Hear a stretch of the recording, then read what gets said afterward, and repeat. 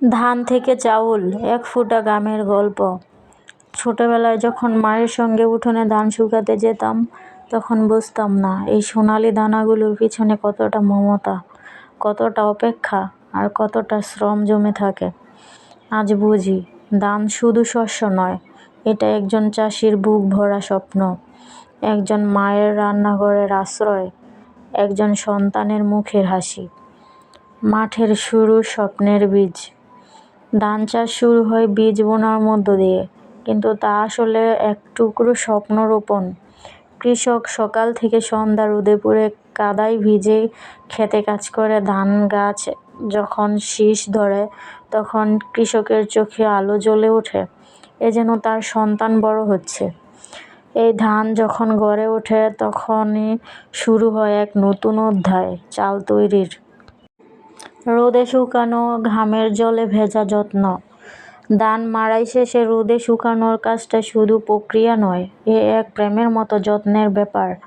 উঠানে ধান পাতানো হয়, আর এক একটা নারীর হাত যেন সেই ধানে প্রাণ ঢেলে দেয়। মাঝে মধ্যে তারা ধান উল্টে দেয়, মুঠো ভরে তুলে দেখে, যেন বুঝে নিচ্ছে সঠিক শুকিয়েছে কিনা।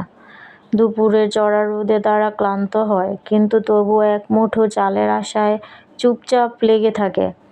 ফ্যানের হাওয়া, স্মৃতির ঘ্রাণ। যখন ফ্যান দিয়ে ধান ঝাড়া হয়, তখন ধুলাবালি আর খোসার সাথে উড়ে যায় কত শত স্মৃতি। মাটির উঠানে বসে ধান ডালছে ছোট্ট মেয়েটি, ফ্যানের হাওয়ায় খোসা উড়ে যাচ্ছে, আর দাদু চোখ সরু করে বলছে, আস্তে কর, চাল যেন না উড়ে যায়। সেই মুহূর্তে যেন সময় থেমে থাকে। ধান আর খোসার ভেতরে জমে থাকে স্মৃতি, গন্ধ, ভালোবাসা।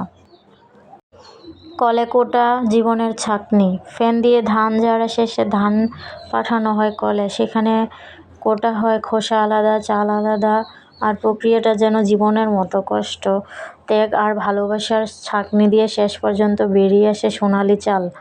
ঠিক তেমন প্রতিটি কঠিন সময় শেষে আসে সাফল্য। চালের গন্ধে ঘরের শান্তি। চালের পাত্রে মুখ দিলেই যেন স্নিগ্ধ গন্ধ পাওয়া যায়। সেটা শুধু ধানের না, ওটা কৃষকের ঘাম, মায়ের ঘর কান্না, আর শিশুর ভবিষ্যৎ মিলিয়ে তৈরি হয় এক মহামূল্যবান সম্পদ। সেই চাল দিয়েই রান্না হয় দুপুরের ভাত, তৈরি হয় উৎসবের পোলাও, সন্তানের মুখে ওঠে সন্তুষ্টির হাসি।